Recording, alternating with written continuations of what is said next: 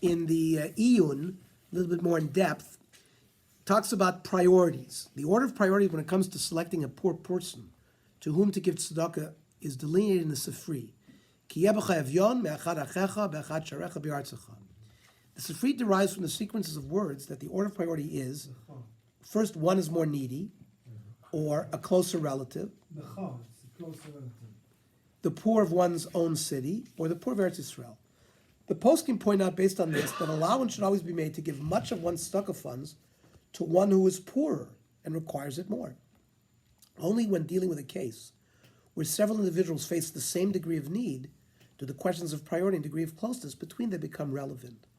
To this end, when faced with competing claims for tzedakah, it is important to ascertain that the money is being directed towards a genuine need of sustenance and not towards additional luxuries. In fact, the Shevet HaLevi, Harav Vosner, who lived in Bnei Brak, just passed away a year or two ago, laments the fact that in many instances, tzedakah is collected for purposes which can only be defined as excesses, and this would constitute dishonesty.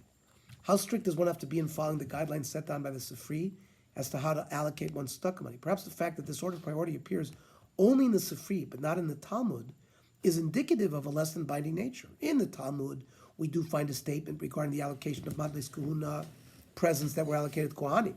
One is free to decide which coin to give these gifts to, but the Gemara implores one not to give all his gifts to a single coin.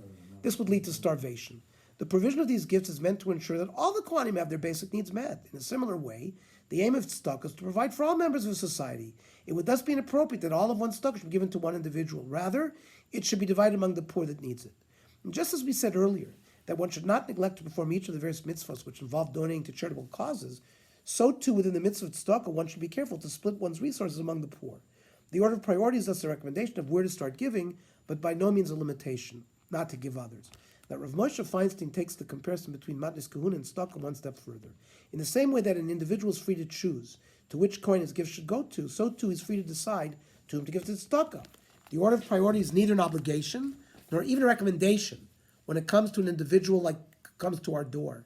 However, regarding Gabei tzedakah, those who are charged with the responsibility of allocating community tzedakah funds, the rules set out in the Sifri are meant to guide them as to how to allocate those funds. The guidelines were given to ensure that every member of society is taken care of appropriately by being followed by the residents of the community whose job it is to allocate this goal will surely be attained. In our days, the precise order given by the Sifri may no longer even be relevant. As alluded to above, priority for tzedakah was given to those in closer proximity to the giver in order to ensure that everyone was taken care of. Only if every community made sure to support the poor who were nearby could it be ensured that no one was left behind. However, nowadays, in an age of mass travel, instant communication, when appeals have global reach, that can no longer be said to be true. Thus, there's even more room for one to allocate tzedakah to the recipient of one's choice, even if he is not strictly speaking next in line.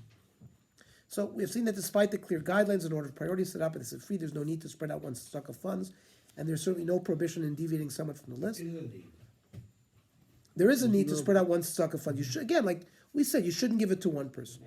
But there's no prohibition in deviating somewhat.